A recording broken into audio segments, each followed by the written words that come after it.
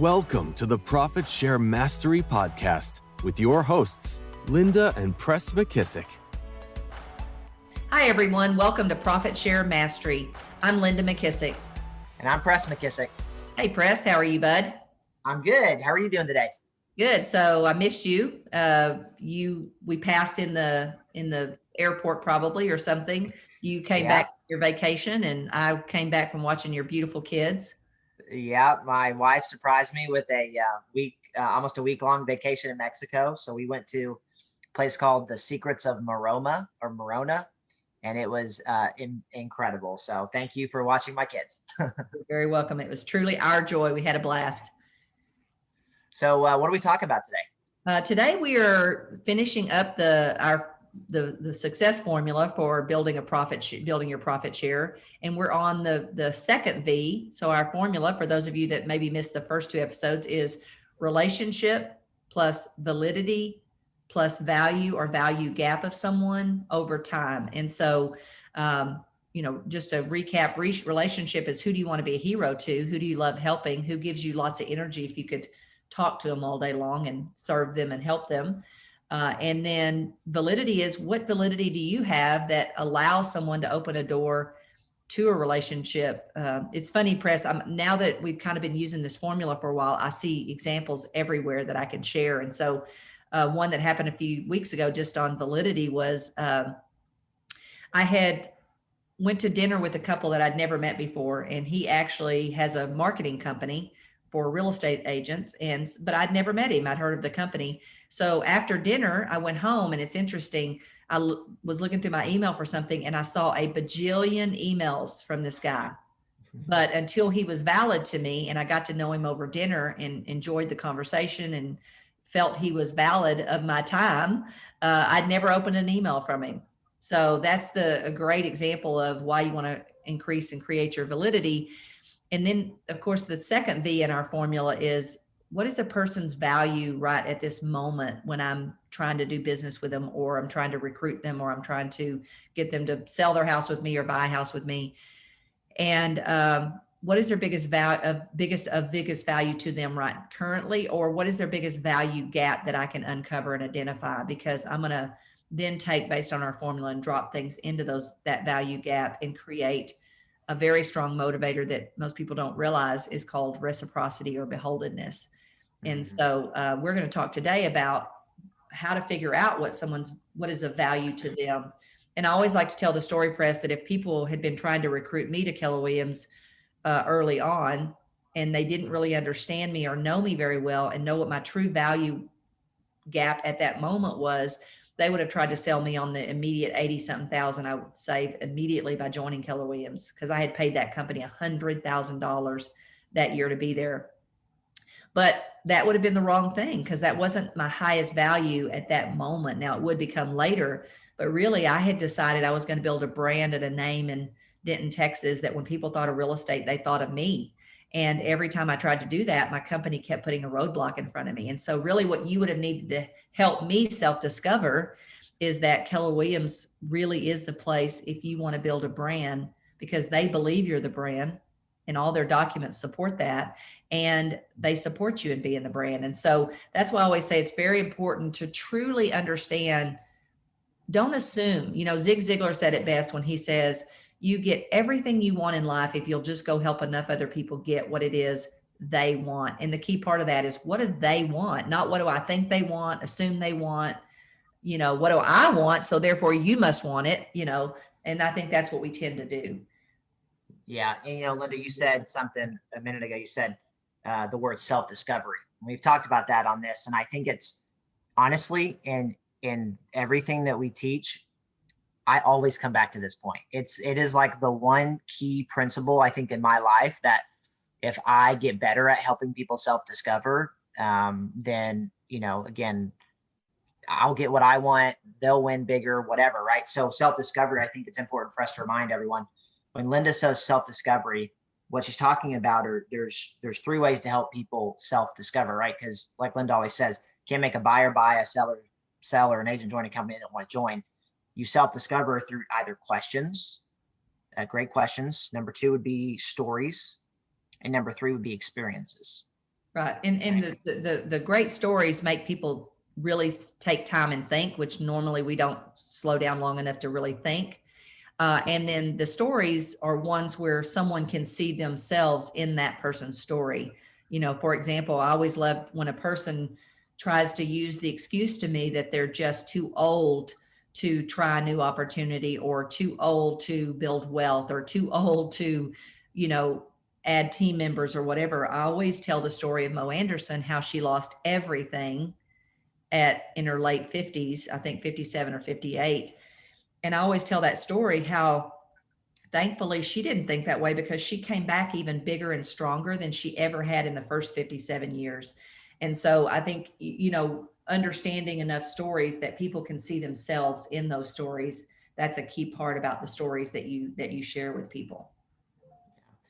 Linda, I think with value or value gaps, I think the best place to start is, and you said it earlier, you said it's not about what you think is important to them, it's about what they want. So I would, as it relates to this topic, I would say the first place you have to start with, what am I trying to do here with understanding someone's value gaps? You start from the place of, what do they want? What's important to them? And remember, people are motivated by one of two things. They're either motivated by gain, or they're motivated by pain. Mm-hmm. And so some agents are going to come from a place of, I love this idea of growing a team. So I want to learn how to grow a team, or I want to learn how to hire my first assistant, right? They're doing it from a place of, they're looking and they've seen other people be successful. They see what could be possible, and that gets them excited. Other people, Linda, and we talk to these people a lot, because I think a lot of people move more from pain probably than they do from gain. And those people are needing a change because of something painful in their life. And I think you're a good example of that. When you were making a move, would you say, Linda, that you were making it out of pain or out of gain? Because at least in the times I've heard you tell, it feels like maybe there's a little bit of both. But I think there's definitely roadblocks that they kept putting up, and you kept hitting your head against the wall. And that had to have been frustrating. Right. Yeah. I think, I would say overall, probably pain would be a stronger motivator for me. And I guess because, I kind of just, if I want something, I go after it. So I've never been able to, use that as a motivating tool for me, because I'll just go get it or do it or whatever. Whereas when I think about what the things I want to move away from, someone asked me the other day, in an interview, what is one of your greatest fears? And I said, honestly, one of my greatest fears is growing old and not being able to take care of myself, being a burden on my kids or my family, or, or someone else. And so I don't know why that's a motivator for me, but it is. And again, that's one of fear.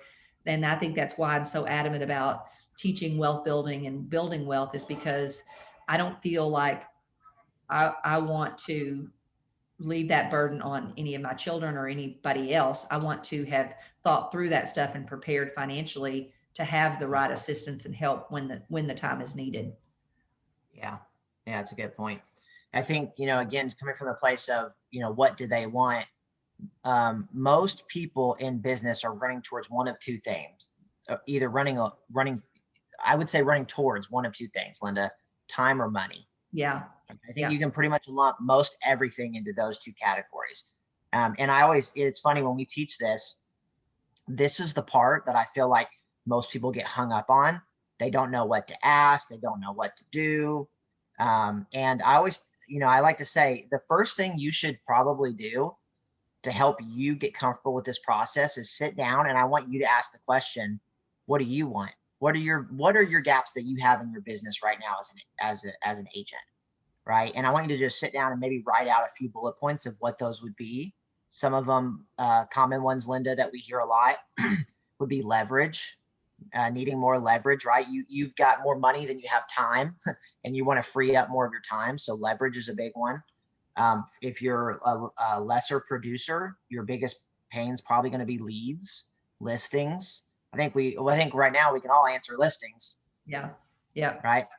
What else, Linda? What else would you say are some of the big key, when you think about kind of the overarching value gaps? What are the big ones that stand out to you that we hear? I would say, besides what you said of leverage, like of your time, I would say leverage of your money, realizing that, I could sell houses for the next 30 years and I won't have anything left if I don't do something differently. So I would say probably exit strategies or wealth building would be another one. Opportunity. I think the opportunity definitely is one that was definitely, one I didn't even realize I had that someone else helped me uncover. And I think that's the thing is, I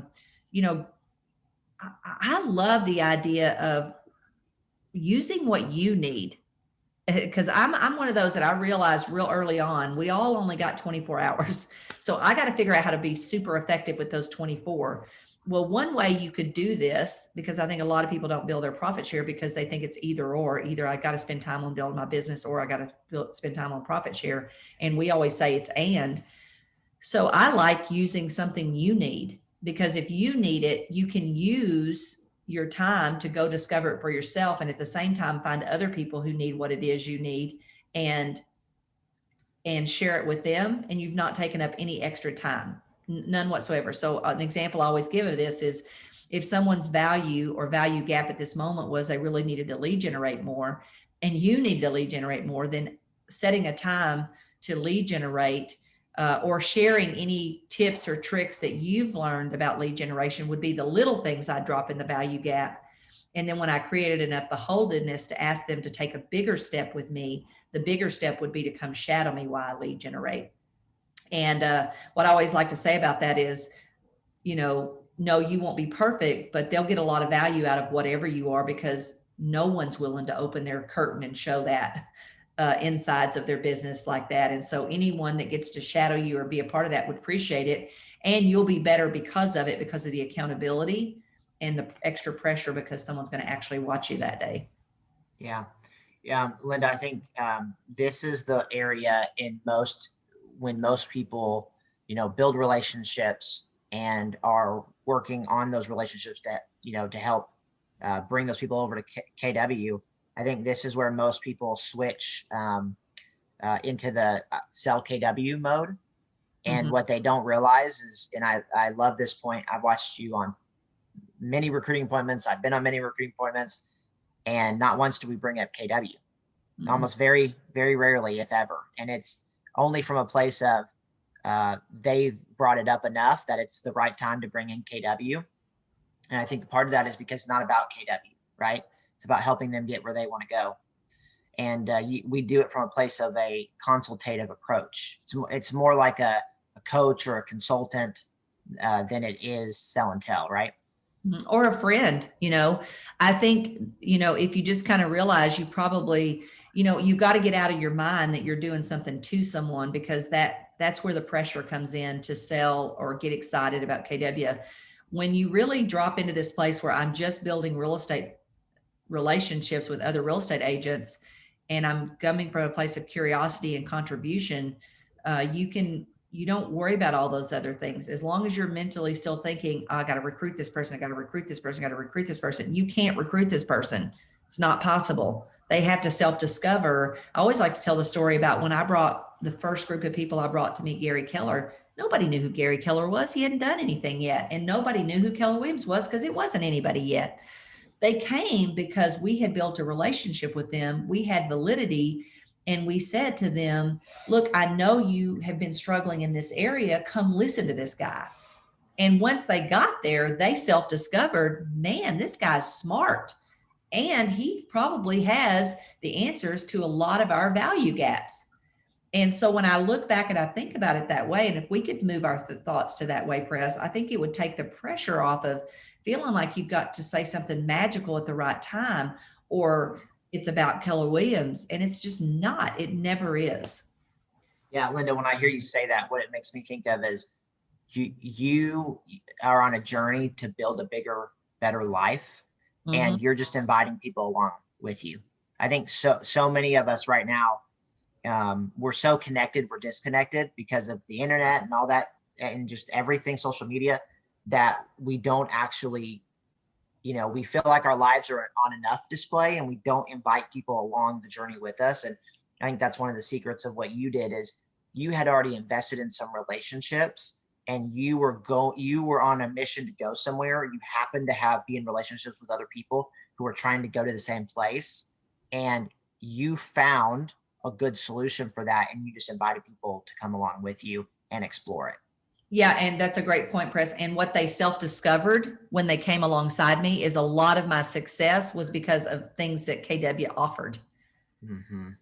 So that's when it becomes about Keller Williams. When they look up and they self-discover, wow, there's some amazing tools and some amazing people here that I can get there faster and a heck of a lot more enjoyable with the culture and the partnerships and the people and the tools than anywhere else, and I think that's the magical spot where KW becomes part of it. Not me telling them all that, but them self-discovering that, wow, really a lot of this is because she happened to come alongside a great company that has great tools to help you do that. Yeah. Linda, let's kind of get a little more tactical, because we've taught this class enough times. We know the first question that everyone wants to know in this, when we get to this part, is, okay, this sounds great. How do I start a conversation? How do I even get to the opportunity to ask them questions or to tell them stories or to bring them to an experience? I need help getting into relationship, right? So let's remind them, what are your 2 favorite ways to get into a relationship with any agent? Well, I always say there's 2 things that people never mind more of. One is a compliment that's genuine and real and authentic. And that's the key words there. It has to be genuine, real, and authentic. Can't make this stuff up. And the other one is to be asked what their thoughts or their input are. Because I teach Fierce Conversations, and I try to teach it at least a couple times a year, because it's just such a powerful, powerful class. And one of the things that's so impactful is there is a guy from GE took the course one time, and he said, for 35 years, GE had my hands, and for free, they could have had my head. And that sticks in my mind, that who are the people around me that have great ideas and thoughts, and I'm not asking them what they think, And so my 2 favorite ways are a compliment that's genuine, real, and authentic, and ask them their thoughts or their input. Because I think Oprah said that in all her years of interviewing people, she said the number one desire that people have is to be understood, not just interpreted. And I think you do that by asking people and genuinely listening, to what they have to say. Yeah. Love that.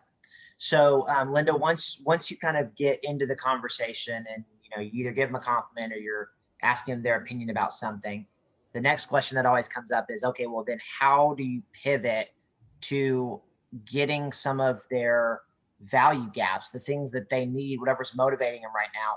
And then do I solve it right there? Do I not? What's the kind of the game plan here? So Why don't we talk a little bit around some of the overview, the strategy, and then let's go into some of the questions. Okay. So con in Spanish means with. So it's not me asking them, drilling them with a bajillion questions, because that's versation, or me just talking the whole time. That's versation. What it is I throw enough in that it's literally truly a conversation, right? But I don't hog the conversation. I don't try to talk more than them. I try to let them talk 80 to 90% of the time, me to talk 10% or less. But I will throw things in so that it is genuinely a conversation. So one of the things I love to ask people is, what's one of your biggest challenges you got right now, out of curiosity? And I'll usually put a compliment and asking them their input together. I'll say, I respect you in the industry. You've been doing this a while. I know you're out there and out and about, and you really see what's going on. I'm just curious, from where you're sitting, what's the biggest challenge you see right now for your business? Or for reaching your goals or going to the next level. And I just shut up and listen. And if they happen to not really, if I feel like I need to, I will say, I know for me, if they're struggling or whatever, or I just don't feel like I'm getting the genuine answer from them, then I'll say, I know for me right now, the biggest challenge is X. And I'll truly throw in what my big challenge is. And whatever they tell me, I don't try to solve it on that phone call. Really, the whole phone call is to try to get as many of their value gaps listed down as I possibly can, because now I go back and I start researching what little things could I drop into that value gap just to offer them, to give them value and help them with what their need is right now. And as I do that, people are beholden. They appreciate someone. And then as I do that, they'll also go back to wherever they are, and they'll go, gosh, nobody over here cares. Nobody over here asks me what my challenges are. Nobody over here offers this little tool or whatever. And then when I feel like I've created enough beholdenness, I'll ask them to do a big step. And by the way, none of these things are anything that's not of extra super good value to them. So I'm not asking them to do anything that's all about me. I'm asking them to do things that's good for them. So in this particular case, I might say, if the person said, their number one issue is I need to figure out how to get the right people in the right spots. Then when I get ready and I built enough beholdenness, I might ask them to take a big step, like attend our career visioning course. Now that's all value for them, right? But it's a place where they can do the third thing in self-discovery, which is experientially understand us better. I stole this saying, actually, Press, from your school, Baylor, when you went to Baylor, and we sat down in that room originally in your business department. And the lady stood up at the podium and she said this about Baylor: from the outside looking in, we're hard to understand. And from the inside looking out, we're hard to explain. I thought, oh my God, she just explained Keller Williams. So I stole it. Mark Willis then used it from the platform. And now I have plaques all over the place that remind me that from the outside looking in, we're hard to understand. And from the inside looking out, we're hard to explain. So don't try. Let's let them experience who we are. A good example I just gave people recently is, we just had Red Day. If you've got an agent that's on your list of relationships you want to build, then instead of tell them about Red Day, why don't you invite them to Red Day? People move faster if they're going to move, or if they're moving closer to joining us, they move faster once they experientially get stuff. So my goal is to get them to that place. And Linda, if an agent says no to attending Red Day, you've still won, because think about how you feel when someone cares enough about you to invite you to something. Yeah. When you feel personally invited to something, I don't care if it's something you want to attend or not want to attend, a yes or a no, there's a piece of you that is thankful for that act. Yeah. And so whether they go or not, it's irrelevant. Exactly. Yeah. And you don't get hung up on that. I'll just go back to the little things again until I'm ready to ask for another big ask. And here's the thing, Press. I'd probably send them a picture from Red Day and say, sorry, you couldn't be here. We missed you. This was a really great, rewarding time. And I know you would have enjoyed that because you're such a giver or whatever. And I would just, and then I would move on, because, just the thought of thinking of them, you don't know what that's actually doing. It's still creating that beholdenness so that eventually they will say yes to a big step, more than likely. Yeah. And Linda, to go back for a second, you were talking about the conversation, right? It's got to be a meaning there's two-way conversation. The thing we say all the time in our course is you have to be both interested and interesting in the conversation, right? Yeah. Yeah. Yes. And I think that's where people get nervous. And I think this is where the more you do this, the easier it's going to be for that, because you're not standing around the corner waiting to say, gotcha, come to Keller Williams. You're not doing that. You're genuinely building a relationship, offering your assistance and help into things that are of value to them and is their biggest value gap. And then we haven't talked about time. We'll talk about that next time. When the time is right, they'll come. When they self-discover that they need to be here to get to their dreams and goals faster, then that's when they'll come. And so that's the part we can't control. Everyone's favorite part of the equation. Yeah, for sure. Awesome. All right. Well, Linda, we're going to have to save, I know we wanted to go into questions, but we're going to save that for a future podcast, because honestly, I think we can go into questions for the whole time. Yeah. Oh, true. And I think there's several pieces here, like we could give some more ideas around starting a conversation, ideas to look for, those kind of things. So I think we got plenty of future podcasts, Press. And so remember, if you haven't yet done it, please hit subscribe. And we would love this if you'd pass this podcast along to a fellow Keller Williams agent. This is exclusive to Keller Williams because of profit share. And so pass this along to anyone at Keller Williams, maybe your whole downline, and let us help you help them think about and focus on building wealth through profit share while you're changing lives. I know, Press, as a child of someone who has built profit share, I'm sure you would have been very upset had you got to Keller Williams and figured out that there is a thing that's called profit share that's willable to your heirs, and I had done nothing with it.